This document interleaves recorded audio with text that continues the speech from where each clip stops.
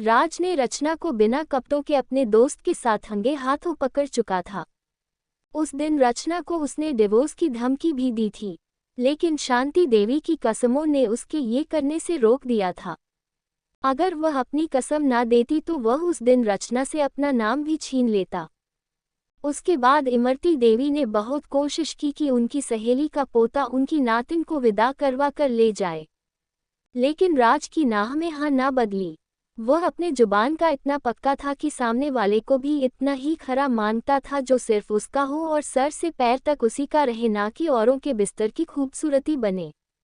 रचना उस दिन नशे की हालत में थी और खुद से कंट्रोल खोकर राज के करीबी दोस्तों के साथ अश्लील व्यवस्था में पाई गई थी और राज ने उसे देख लिया था। अब वह चाहकर भी अपना भरोसा पहले जैसा नहीं कर सकता था। रचना के लिए ये सब नॉर्मल बात थी। वह राज से मोहब्बत तो करती थी, उसे पाने का रचना पर भूत सवार था। उसका जिस्म हासिल करना उसका पहला मकसद था, जिसमें वह हर हाल में नाकाम होती जा रही थी, क्योंकि राज उसे अछूत समझता था। इतना ही उसके लिए पागल होती थी और आज उसी नफरत की वजह से रश्मि को अपनाया था। लेकिन धीरे धीरे उसकी नाजुकी को महसूस करता वह नर्म पड़ गया था। अपने जिस्म पर राज के दिए गए निशान को महसूस करती। इस बार रश्मि की सिसकियां गूंजी थी, लेकिन उसमें दर्द का असर कम और सुकून ज्यादा दिखाई दे रहा था, जिसे राज महसूस करते और ज्यादा उसके अंदर समाता चला गया था। वह बेहाल हुई थी। एक एहसास राज के रगों में छा गया था। एक ही झटके से वह उसमें समा गया था। रश्मि तड़प कर रह गई थी, अपनी मोहब्बत को और अपनी जवानी को उसके ऊपर बिखेरता चला गया था। राज की नरमी कहीं खो गई थी। अब पूरे कमरे में दोनों की गहरी सांसें, मदहोशी और सिसकियां थी जो उन दोनों के एक होने का पता दे रही थी। उसको अपने ऊपर करते फिर से अपनी मोहब्बतें उस पर नछावर करने लगा। रश्मि को सांस लेने की भी मोहलत नहीं मिल रही थी। राज की जुनूनियत, वह 18 साल की लड़की सहते सहते बिल्कुल पागल हो चुकी थी। लेकिन राज की जुनूनियत खत्म होने का नाम नहीं ले रहा था, बल्कि और बढ़ती जा रही थी। रश्मि ऐसे जल्दीबाजी के शादी में पूरी तरह से खुश नहीं थी, लेकिन वह नाराज भी नहीं थी। राज उसे पहली नज़र में ही एक अच्छा इंसान मालूम पड़ा था, बल्कि एक मसीहा लगा था जो चंद्रबाबू जैसे शैतान से उसे बचा सकता था। और ये सब तभी मुमकिन था जब वह खुद को राज के हवाले कर देती। फिर उसके जिस्म की रक्षा वह खुद करता जब उस पर अपनी मोहर लगाता। राज एक लंबी सांस छोड़ता जिसकी पहचान उसका नाम ही था। वह राज था जो उसके पिता और चंद्रबाबू से टक्कर ले सकता था। यही वजह थी कि वह राज के शादीशुदा होने के बावजूद भी उससे शादी कर बैठी थी, जिसे राज ने जल्दी एक्सेप्ट करते उसे अपनी धर्मपत्नी बना लिया था। राज प्लीज आराम से उसकी मोहब्बतों से निढाल होते हुए आंखें नीचे टूटते बिखरते सांसों में बोली, जिस पर राज की मोहब्बतों ने और ज्यादा बढ़ावा किया। वह बिना किसी बनाव श्रृंगार के वह इतनी खूबसूरत लग रही थी कि वह बिना रुके अपना काबू खोते उसकी जान होठों पर लाता एकदम उसे तसल्ली देता लंबी सांस छोड़ा था। इधर अगर मुझे वह लड़की ना मिली तो तुम्हारी मौत पक्की है। ईश्वर त्यागी, मैं बिल्कुल भी तुम्हारा लिहाज नहीं करूंगा। चंद्रबाबू की आवाज में गुर्राहट थी। वह मिल जाएगी, आपकी ही है, मैं ये वादा करता हूँ। ये त्यागी की जुबान है। चंद्रबाबू को यकीन दिलाते कहा, 24 घंटे के अंदर उसे ढूंढकर मेरे हवाले कर दो। शादी अब बाद में करूंगा, पहले उसके नाजुक जिस्म में अपनी प्यास बुझाऊंगा, उस पर अपनी मोहर लगाऊंगा। चंद्रबाबू के निगाहों में रश्मि का नर्म नाजुक खूबसूरती चेहरा घूमा था, जिसने पल में चंद्रबाबू के जज्बातों में आग मचाई थी।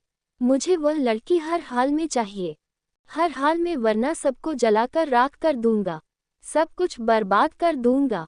ईश्वर त्यागी, चंद्रबाबू ने ऊंची आवाज में उसे ललकारा तो ईश्वर त्यागी ने अपने होठ पींच लिए। चंद्रबाबू एक बहुत बड़ा स्मगलिंग का सप्लायर था, नई और खूबसूरत लड़कियों की भी खरीदारी करता था। कोई भी नई लड़की आती तो सबसे पहले उस लड़की के साथ चंद्रबाबू एक रात बिताता, उसके बाद उस लड़की को बेच देता और रश्मि उसे पहली नज़र में ही पसंद आ गई थी। इसलिए उसने ईश्वर त्यागी से रश्मि का हाथ मांग लिया। ईश्वर त्यागी उसके हर गलत काम में उसका साथ देता था।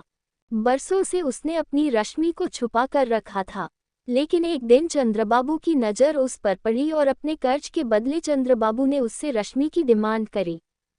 वरना जो कर्ज ईश्वर त्यागी ने चंद्रबाबू से लिया था, वह उसे वापस करके अपनी बेटी को बचा सकता था। ईश्वर त्यागी ने किसी तरह रश्मि को चंद्रबाबू के साथ शादी करने पर राजी कर लिया था, लेकिन इन टाइम पर शादी वाले दिन ही उसे यह पता चल गया कि उसके पापा जिस आदमी से उसकी शादी कर रहे हैं, वह एक अच्छा इंसान नहीं है, वह बहुत बड़ा गुंडा है। इसी वजह से वह शादी वाले दिन ही घर से भाग आई थी और अभी तक कोई भी पता नहीं लगा सका था कि वह कहाँ है। सुबह राज की आंख खुली तो रश्मि को गहरी नींद में पाया। उसके सीने पर सर रख के गहरी नींद में सोई थी। उसके मध्यम सांसें महसूस करती राज के चेहरे पर एक भरपूर मुस्कान ने छुआ था। उसके अंदर की मोहब्बत को सिंचाई मिली थी, लेकिन शायद यह भी थोड़े वक्त के लिए हो। एक बार फिर से उसके अंदर अपनी पत्नी की प्यास जागी थी, जिस पर अपने होठों का निचला किनारा दांतों में दबा गया, क्योंकि सारी रात उसने उसे एक पल के लिए सोने नहीं दिया था और अभी थोड़ी देर पहले ही वह नींद में गई थी। लेकिन एक बार फिर उसके बालों में हाथ चलाता, वह उन पर अपने हाथ लगा गया। एक अजीब सी प्यास जागी थी उसके अंदर। रात के मोहब्बत के बाद उसे और ज्यादा बेचैनी हो रही थी, जिसे वह खुद भी समझ नहीं पा रहा था। अचानक से उसे अपने नीचे करते वह फिर से उस पर मोहब्बतें बरसाता चला गया। रश्मि फिर से आनाकानी करती उसे बचने की कोशिश कर रही थी। अपनी गर्दन पर गीला होठ महसूस करते हुए नींद में गहरी सांस भरते बड़ी घबराहट में राज को खुद से दूर झटक गई, जिस पर राज का दिमाग घूमा और अगले ही पल वह उसके ऊपर होता, उसकी सांसें रोकने के करीब आ गया था। रश्मि घबराकर आंखें खोलती राज को शर्माती हुई देखने लगी। वह उसकी घनी पलकों को नरमी से छूता, वह उसके होठ पर झुकता उसे पागल कर गया था। एक बार फिर से राज को रात वाले रूप में देखते हुए दिल जान से कांप उठी थी। राज प्लीज अभी नहीं, मुझे बर्दाश्त नहीं हो रहा। वह आंखों में आंसू लिए बोली, अच्छा अभी दर्द ठीक कर देता हूँ तुम्हारा। उसके जिस्म के हर अंग को धीरे धीरे चूमते और सहलाते उसके नाजुकी को नजरअंदाज करता, फिर से अपना जुनून उस पर नछावर करने लगा। रश्मि की आंखों से आंसू बहते तकिए को भिगो रहे थे, जबकि राज अपनी मोहब्बत से उसकी जान फिर से निकालने को तैयार बैठा था। वह उसे सावर के नीचे खड़ा किए खुद ही उसे नहला रहा था, जबकि वह बच्चों की तरह उससे आनाकानी कर रही थी, जो उसे बहुत बेशर्म और ढीठ दिखाई दे रहा था। अरे अब क्यों रो रही हो? अब तो कुछ नहीं किया मैंने। वह सावर बंद करते उसे बाथटब में पटकते प्यार भरी शब्दों में बोला। आप बहुत जालिम हैं। वह आंसू पोंछते बोली, एक ही रात में तुमने मेरा बुरा हाल कर दिया। वह आईब्रो ऊपर करते उसे बाहों में भरते बाहर लाया और ड्रेसिंग रूम में बिठाते टॉवल से उसका बाल सूखाने लगा। वह उसे बिल्कुल बच्चों की तरह ट्रीट कर रहा था। टॉवल सर पर रखे वह उसके माथे तक लाया हुआ था। उसके लाल होठों को देखते राज ने फिर से प्यार भरी मोहब्बत की। रश्मि ने उसे जोर से चुटकी काटी। अरे मार क्यों रही हो? राज ने उसे घूरा। जो आप कर रहे हैं उसका क्या? इतना पागल दीवाना कौन होता है? रात से अब तक आपने मुझे पागल कर दिया है। एक तरफ मुझसे नफरत करते हैं और दूसरी तरफ ये सब नर्म शब्दों में पलके गिराए शिकायत कर रही थी। उस वक्त गुस्सा था, मैं तुमसे नफरत क्यों करने लगा? वह अब की बार गंभीर हुआ। गुस्सा किया क्योंकि तुमने मुझसे झूठ बोला था। वह उसका एक ड्रेस अलमारी से निकालता उसकी तरफ बढ़ाया, तो ये ड्रेस कब लाया आप? वह हैरान होती उसके हाथ में से ड्रेस देखती बोली। राज ने गहरी सांस भरी और वह उसे क्या बताता। ये सब ड्रेस उसने रचना के लिए लाए थे जब उनकी शादी हुई थी, लेकिन यह सब ड्रेस बिल्कुल अनछुए थे। वह मार्केट जाता तो जब भी कुछ पसंद आता तो ले आता, लेकिन यह उसके मन में ही रह गया। वह अपनी पत्नी को दे नहीं पाया। रचना सिर्फ उसकी पत्नी थी, लेकिन उसने आज तक रचना को छुआ नहीं था। रश्मि एक दिन में ही उसकी पत्नी बन गई। मैं पहना दूं? वह ड्रेस हैंगर से निकालता पूछने लगा। नहीं, मैं खुद पहन लूंगी। वह घबराकर जल्दी ड्रेस लेती ड्रेसिंग रूम में बंद हो गई, जबकि राज भी अपना ड्रेस लेता बाथरूम में बंद हो गया। इधर ईश्वर त्यागी, मैडम जी का पता चल गया है। ईश्वर त्यागी के खास आदमी ने उसे आते ही खबर दी कहाँ है। ईश्वर त्यागी ने बड़ी बेचैनी से पूछा था तो उसके आदमी ने अपने पीछे खड़ी लड़की की तरफ इशारा किया था। त्यागी एक पल को सोच में पड़ गया। वह खूबसूरत लड़की बहुत ही खूबसूरत कपड़े पहने थी। ईश्वर त्यागी से अपना नजर हटाना ही मुश्किल हो गया था। आपकी बेटी मिसिंग है, वह बड़ी स्टाइल से कहती। हाँ, मेरी बेटी है। कहाँ है वह? ईश्वर त्यागी की बेचैनी वह लड़की अच्छे से जान सकती थी। मैं बताती हूँ वह लड़की कहाँ है। वह लड़की राज के पास है। वह उसकी अगली बात पर ईश्वर त्यागी के चेहरे का रंग बिल्कुल फीका पड़ गया था। राज उसे अपनी आवाज अब खाई से आती हुई सुनाई दी। वह वहां कैसे पहुंच गई? ईश्वर त्यागी ने हैरानी से पूछा। जैसे भी पहुंची इस बात को छोड़ दो। पहुंच गई है ना, अब उसे वापस लेकर आओ। तभी तुम्हें ईश्वर त्यागी यानी तभी मैं तुम्हें ईश्वर मानूंगी। रचना ने बड़ी मासूमियत से कहा। मुझे अपनी बेटी राज से वापस लेने आती है, समझी? वह बड़े गुस्से से बोला। रचना ने एक गुस्से वाली मुस्कान उसको पास की, जबकि उसने रश्मि और राज की शादी की बात को छुपा लिया था। वह नहीं चाहती थी ईश्वर त्यागी रश्मि और राज की शादी की बात सुने। रश्मि को वापस ही न बुलाए। क्या हुआ? कहाँ से आ रही हो? हवेली में घुसती हुई शांति देवी ने उसके चेहरे पर एक अजीब सी खुशी देखी तो पूछ लिया। अरे माँ जी, यहाँ आओ, मैं आपको एक अच्छी न्यूज़ सुनाती हूँ। वह शांति देवी का हाथ थामे सोफे पर बैठी। बहुत जल्द रश्मि नाम का कांटा हमारी जिंदगी से निकल जानी है। जस्ट वेट, बस थोड़ा इंतजार करना पड़ेगा। बोली, क्या मतलब? क्या करके आए हो तुम? शांति देवी घबरा गई। माँ जी प्लीज, अब लेक्चर देना मत शुरू हो जाना। उनके शब्द अभी मुंह में ही थे कि राज रश्मि का हाथ थामे उसे लिए डाइनिंग टेबल पर आया। सुबह नाश्ता उन्होंने रूम में किया था और अब खाने के वक्त वह बाहर निकले थे। शांति देवी ने मुंह बनाया लेकिन चुप रही। खाने के बीच थोड़ी थोड़ी नजर राज उछलती निगाह से अपने दुश्मन के रूप में छुपे दोस्ती को देख लेता। उसका अंदाज इस तरह जानलेवा था कि अचानक से रचना को राज की नज़रों में अपने लिए जलन महसूस हुई तो खाना खाते खाते उसे हिचकी आने लगी। आप ठीक है? उसकी तरफ रश्मि ने पानी का गिलास बढ़ाया और उसकी कमर को सहलाया। राज ने ना में सिर हिलाया कि इतने में नौकर ने आकर किसी ईश्वर त्यागी की आने की खबर दी। राज के चेहरे को एक मुस्कान ने छुआ तो वहीं रश्मि के चेहरे का रंग बिल्कुल उड़ा था। उसने बेकाबू राज की कलाई को दबोच लिया। मैं जब तक ना कहूं तुम बाहर मत आना। वह धीरे से उसके कान में बोलता उठ गया, जबकि रश्मि दिल ही दिल में भगवान का नाम जाप करने लगी थी। राज बाहर हॉल में आया तो ईश्वर त्यागी बेचैनी से चक्कर काट रहा था। कहो ईश्वर त्यागी, कैसे आना हुआ? राज ने सोफे पर बैठते टांग पर टांग जमाए बड़े गुस्से में कहा। मैं यहाँ तुमसे बहस करने नहीं आया, अपनी बेटी लेने आया हूँ। मेरी बेटी को बुलाओ अभी के अभी। ईश्वर त्यागी गुस्से से चिल्लाया था। आवाज नीचे रखकर बात करो। ईश्वर त्यागी, ये तुम्हारा घर नहीं, मेरा घर है, राज का घर। खबरदार, जो आवाज ऊंची की तो हलक से खींच लूंगा तुम्हारी आवाज को। राज गुस्से से दहाड़ा। वह भी ऊंची आवाज में बोला, मेरी बेटी को मेरे हवाले कर दो। ईश्वर भी अपनी डिमांड से पीछे नहीं हटा था।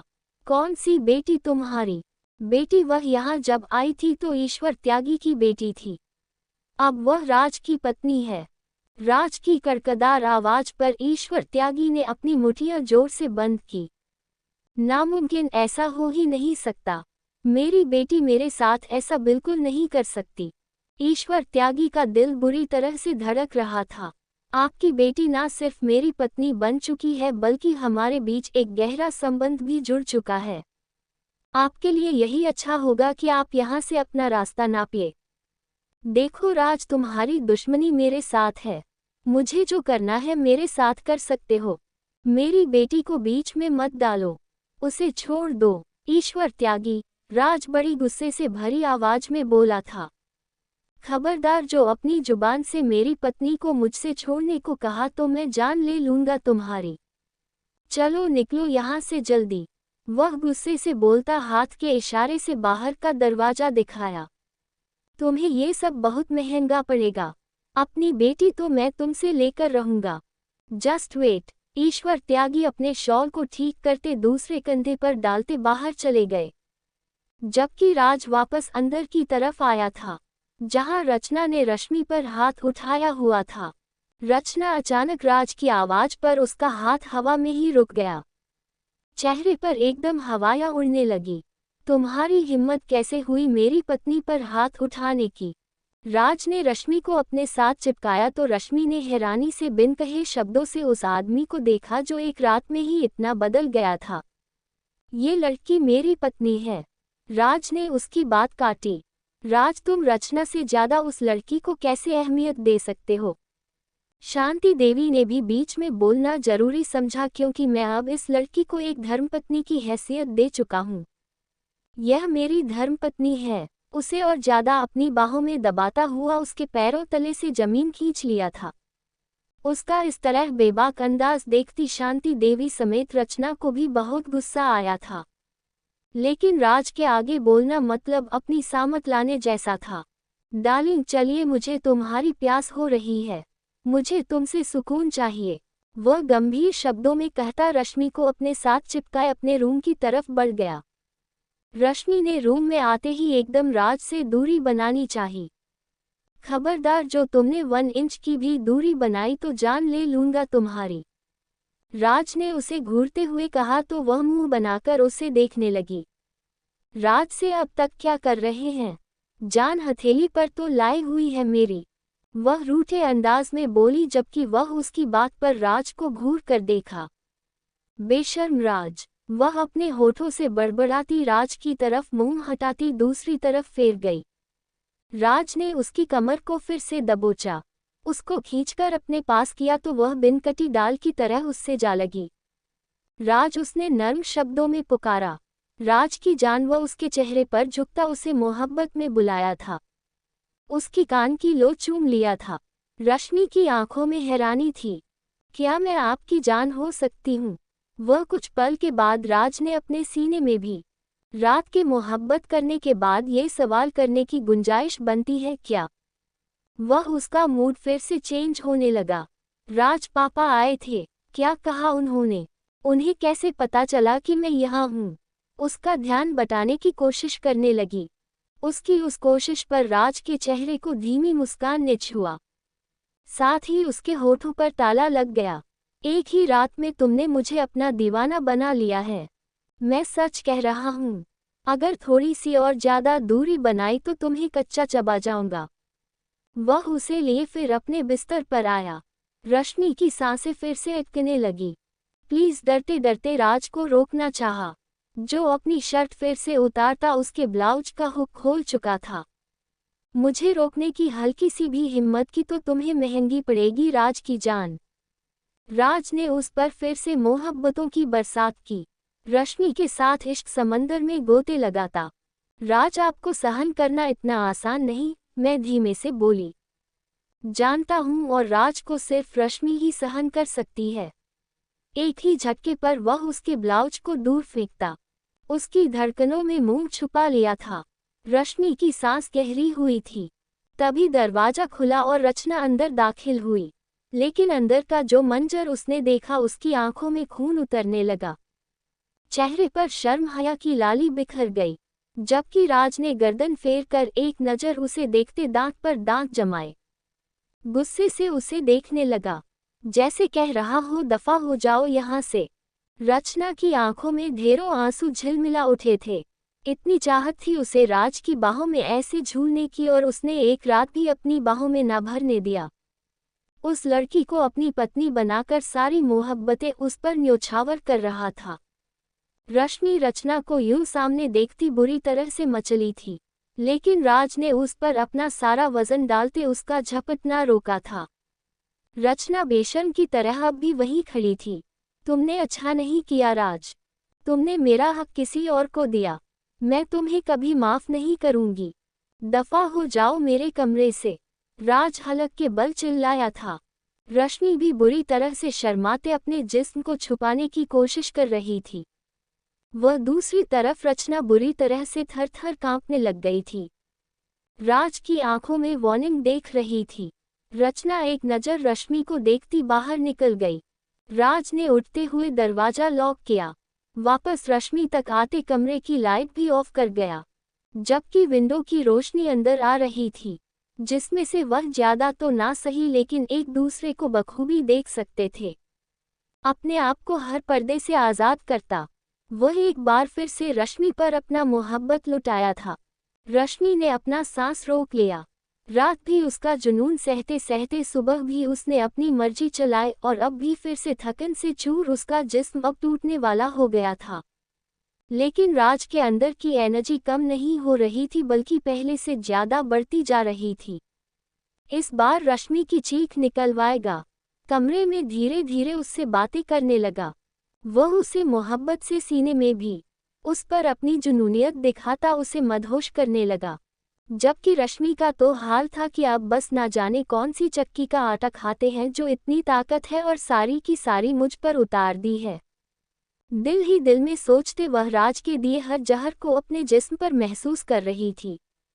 राज उसकी जिंदगी में एक हवा के झोंके की तरह साबित हुआ था, जिसने सब उलट पुलट कर रख दिया था। लेकिन वह फिर भी तसल्ली में थी क्योंकि उसे छूने वाला पहला और आखिरी आदमी राज ही था। चंद्रबाबू तक जैसे ही ये खबर पहुंची, वह गुस्से से पागल हो गया। राज की पहुंच से वह भी डर रहा था, इसलिए बुरी तरह से गुस्सा करता गया। जानता था बस उस लड़की को वहां से निकालना नामुमकिन हो गया। उस लड़की की खूबसूरती उसे और ज्यादा बेचैन कर रही थी। ईश्वर त्यागी, यह सब ठीक नहीं हुआ। मुझे वह नाजुक सी लड़की अपने बिस्तर पर चाहिए थी और तुम मुझे बता रहे हो कि राज ने उससे शादी कर ली है। कैसे बर्दाश्त करूं? पहला हक तो मेरा था ना, वह चिल्लाया। तभी नौकरानी ने एक लड़की की आने की खबर दी। ईश्वर त्यागी ने चंद्रबाबू को एक नज़र देखा और उस लड़की को अंदर लाने को कहा।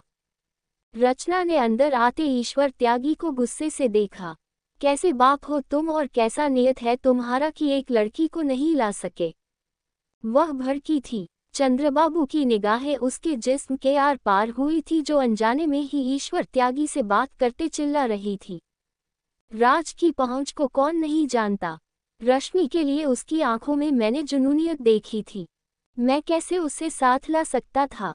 राज अपने दुश्मनों से बाद में बात करता है, गोली पहले चला देता है। ईश्वर त्यागी ने नफरत से कहा, तो ठीक है, मैं तुम्हारी मदद करूंगी, उस लड़की को तुम तक पहुंचाऊंगी, लेकिन उसके बाद वह लड़की दोबारा राज तक नहीं पहुंचनी चाहिए। वह उन्हें वार्निंग कर रही थी, जबकि चंद्रबाबू की नीयत अब उस लड़की के ऊपर खराब हुई थी। उसे तो बस एक नया चेहरा चाहिए था और वह लड़की जवानी से चूर थी। उसे क्या फर्क पड़ता है, तो वह लड़की ही ना। जैसे ही मिलेगी मैं उसे चंद्रबाबू के हवाले करूंगा और तुम्हें मुंह मांगी रकम भी दूंगा। ईश्वर त्यागी की बात पर रचना ने चंद्रबाबू की तरफ देखा। उसे बर्बाद कर देना, उसे कहीं का मत छोड़ना, वे किसी को मुंह दिखाने लायक ना रहे। इतना बुरा हाल कर देना कि राज उसे दोबारा अपना ना सके। रचना के होठों से नफरत निकल रही थी। तुम्हारा राज से क्या संबंध है? चंद्रबाबू की गहरी नज़र उसके जिस्म के आर पार होती हुई दिखाई दे रही थी। पति है वह मेरा, लेकिन एक दिन भी मेरे पास नहीं आया। तुम्हारी बेटी एक ही रात में उसकी धड़कनों तक पहुंच गई है। रचना की बात पर चंद्रबाबू की आंखें चमक उठी। रचना के जरिए राज से बदला लेने का सुनहरा मौका लगा था। वह पलटी थी कि चंद्रबाबू ने उसे अपने कब्जे में ले लिया। वह बुरी तरह से बौखला गई, लेकिन चंद्रबाबू ने उसे सोचने समझने का मौका ही नहीं दिया। अपने कंधे पर उठाए अपने बेडरूम में लाया और उसकी चीख कमरे से बाहर तक आ रही थी। उसने उसे बर्बाद कर दिया जिसे वह अपनाना चाहती थी। उसको छोड़कर बाकी सब ने उसे बर्बाद कर दिया था। राज के लायक नहीं थी।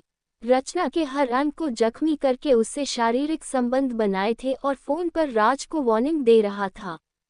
अपनी पत्नी चाहिए तो मेरी रश्मि मेरे हवाले कर दो। चंद्रबाबू गुस्से में कहता रोती चिल्लाती रचना को तार तार कर रहा था, जबकि ईश्वर त्यागी सर पकड़े बैठ गया। शाम होने वाली थी, जबकि वह दोनों एक दूसरे से लिपटे गहरी नींद में थे। थोड़ी देर पहले ही सवार लेते हुए वह जजप्ती कर चुकी थी, भगवान को सुला चुके थे। राज के नंबर पर कॉल आई थी। उसकी आंख खुली, धीरे से रश्मि की तरफ देखता जिसका चेहरा बहुत लाल हो रहा था। सर्दी की रात थी और ऐसे में वह 3-4 बार नहा चुके थे। अब वह बिल्कुल हार गई थी। उसके सीने पर सर रखे सो रही थी। राज के होठों को एक मुस्कान ने छुआ। मोबाइल पर कॉल एक बार फिर से आने लगी। राज ने कॉल रिसीव की और आगे से जो खबर उसको सुनने को मिली, उसको लगा उसकी सांसें थम गई हो। आंख नीचे कॉल बंद करता क्योंकि चंद्रबाबू ने वीडियो कॉल की थी। जिस हाल में रचना थी उसे देखकर उसकी हालत खराब हो रही थी। रचना पूरी तरह जख्मी थी। जो भी था, लेकिन वह अभी भी उसकी पत्नी थी। रश्मि का सर बहुत आराम से तकिए पर रखते खुद जल्दी उठता ड्राइंग रूम में बंद हुआ था। तैयार होता बाहर निकल गया। वहां पहुंचा तो चंद्रबाबू फरार हो चुका था। वह रोते हुए गहरी सांस भरते बोली, राज उसे जल्दी से अस्पताल ले गया। राज ने अपनी शर्ट उतारकर उसके पूरे शरीर को ढकने की कोशिश की। गुस्से से बोली, मुझे मर जाने दो राज, मैं इस सब की खुद जिम्मेदार हूँ। मैं बहुत बुरी हूँ, ना अच्छी बेटी बन सकी ना अच्छी पत्नी। मैं तो अच्छी इंसान भी नहीं बन सकी। रश्मि की इज्जत का सौदा करने आई थी और अपनी इज्जत गवा बैठी। वह दोनों हाथों में अपना चेहरा छुपाए फूट फूट कर रो दी। उसकी बात पर राज ने अपने होंठ बुरी तरह से भींच लिए। उसका जी चाहा कि सामने उस लड़की का गला घोट कर मार डाले, लेकिन वह अपने किए की सजा भुगत चुकी थी। धीरे से उसे अपने बाहों में उठाते बाहर लेकर आया। पहली बार राज ने उसे छुआ था, जबकि कई लड़कों के साथ उसका संबंध रह चुका था। रचना ने बड़ी तरसती नज़रों से उसे देखा, जिसको पाने के लिए वो कई बिस्तरों तक गई, लेकिन आज उसी की नज़रों में बुरी तरह से गिर चुकी थी। और जब उसने छुआ तो वह उसका आखिरी दिन था। अस्पताल पहुंचते कुछ ही देर में रचना ने दम तोड़ दिया था। वह अपनी कर्मों की सजा भुगत चुकी थी। कई दिनों की कोशिश के बाद चंद्रबाबू भी पकड़ा गया था। उसका पूरा टीम पकड़ा गया था। चंद्रबाबू जेल में था और उसको फांसी की सजा सुनाई गई थी। ईश्वर त्यागी ने राज के पास आते उसे माफ़ी मांगी। वह चंद्रबाबू का कर्जदार था, इसलिए उसने ये सब किया था। लेकिन उन्हें खुशी थी कि उनकी बेटी एक सुरक्षित हाथों में पहुंच चुकी थी, जो उसकी रक्षा करना अच्छे से जानता था। रश्मि ने राज की तरफ देखा, जैसे परमिशन मांग रही हो कि वह बाप के गले लग जाए। राज ने उसे घूरा था। उसका अपने सामने किसी और को अहमियत देना भी राज को चुभता था। आप मेरे सगे पिता हैं, लेकिन कभी मुझे सौतेलेपन का एहसास नहीं होने दिया, सिवाय उन पलों में जब चंद्रबाबू से शादी करने वाले थे। बहुत अकेलापन महसूस किया था मैंने। तब रश्मि की आंखें भीग गई थी तो ईश्वर त्यागी ने उससे माफ़ी मांगी। वे जा चुके थे। रश्मि ने बड़ी आस भरी नज़रों से एक सवाल किया, आखिर तुम अपनी पहली पत्नी से इतनी नफरत क्यों करते थे? और जब नफरत करते थे तो फिर शादी क्यों की थी? उसकी दादी की सहेली की नाती थी। इन दोनों की शादी बचपन में ही तय हो गई थी। राज विदेश चला गया था। उस समय इन दोनों के बीच कोई बातचीत नहीं थी। जब राज विदेश से लौटा तब रचना उसे देखकर बहुत खुश हुई थी। रचना और राज का स्टेटस बिल्कुल सेम ही था। रचना शुरू से ही बिगड़े लड़की थी। वह शादी से पहले ही राज के साथ वह सब कुछ कर लेना चाहती थी, लेकिन राज अपना संस्कार नहीं भूला था। वह ये सब नहीं चाहता था। शादी के बाद ही रचना से वह सब कुछ कर सकता था, लेकिन रचना ने बहुत जल्दबाजी की और एक पार्टी का कहकर राज को उसमें बुलाया गया था। उस वक्त रचना बिल्कुल नशे में धुत थी। राज के दोस्तों के साथ ही राज को वह बिन कपड़ों के मिली थी। राज के पैरों तले से जमीन निकली थी। शादी को सिर्फ 1 हफ्ता बाकी था। हर जगह शादी की शोर थी। ऐसे में शांति देवी ने उसको अपनी कसम देकर रचना से शादी करने पर मजबूर किया और उसने मजबूरी में आकर रचना से शादी की। ये कहते कहते राज उसकी तरफ बढ़ा। उसकी आंखों में आंसू थे। आज के बाद यह आंखें मुझे मुस्कुराती हुई मिले। उसे अपने साथ लगाया। राज, मैं ईश्वर त्यागी की सगी बेटी नहीं। मैंने भी आपसे झूठ बोला था। वह सर झुकाए बोली, जानता हूँ पहले दिन से। तभी कहा था कि तुम्हारा झूठ की सजा मैं तुम्हें मोहब्बत से दूंगा। वह उसके माथे पर हाथ रख कर बोला, अब छोड़ो इन सब बातों को। मुझसे ज्यादा किसी और को फोकस करती हो। मुझे बहुत गुस्सा आता है। वह उसके गालों में दांत गाड़ता बोला, हे भगवान राज, आप तो मोहब्बत के प्यासे बन गए हो। आज रात बनूंगा। रश्मि राज की मोहब्बत और उसकी सच्ची मोहब्बत में दिन ब दिन निखरती जा रही थी। उसके चेहरे पर चहक राज को बहुत अच्छे लगते थे। एकदम से वह अपनी बाहों में भर गया। राज, वह एकदम डर गई। क्या हुआ? इतना डर कैसा? राज पर भरोसा रखो। हल्की सी चोट भी नहीं पहुंचने दूंगा। तुम मेरी जिंदगी, मेरे दिल में आने वाली पहली लड़की हो। तुमसे पहले जिंदगी फीकी थी। तुमने मेरी जिंदगी में रंग भर दिए। तुम मेरी वफादार पत्नी हो, सिर्फ मेरी हो। राज तुम्हारा है। उसे कमरे में लाते बिस्तर पर लिटाते उसके माथे पर होंठ रख गया। पूरा राज भी मेरा और उसकी जुनून भी मेरी। रश्मि ने राज को पहली बार अपने सीने में खुद से चिपकाया था, जिस पर राज बिल्कुल पागल हुआ था। उसके ब्लाउज और पेटीकोट को फिर से अलग फेंकता, उसके पूरे शरीर को चूमता, उसे भी पागल कर दिया था। वह बहुत तड़प रही थी। सिर्फ उसके होठों से राज सुनाई दे रहा था। राज को तो बोलने तक की फुर्सत नहीं थी, सिर्फ उसको चूमे जा रहा था। फिर रश्मि ने एकदम से उसको अपने सीने से चिपकाकर अपनी सांसों को रोका था और उस रात पूरी रात इसके समंदर में तैरते रहे। शांति देवी ने भी रश्मि को स्वीकार कर लिया था। शादी के ठीक 9 महीने के बाद रश्मि ने राज के बच्चे को जन्म दिया था। वह लड़का था अब, और राज का प्यार रश्मि के लिए दुगना हो गया था। ये था राज और रश्मि की प्रेम कहानी। दोस्तों, आपको हमारी ये कहानी कैसी लगी कमेंट करके ज़रूर बताइएगा। कहानी अच्छी लगी हो तो वीडियो को लाइक, शेयर, चैनल को सब्सक्राइब जरूर कर लीजिएगा, ताकि ऐसी ही और कहानियाँ मैं आपके लिए लेकर आती रहूं। और एक प्यार सा कमेंट जरूर कीजिएगा ताकि हमें पता चल सके कि आप हमारी वीडियो को देखते हैं।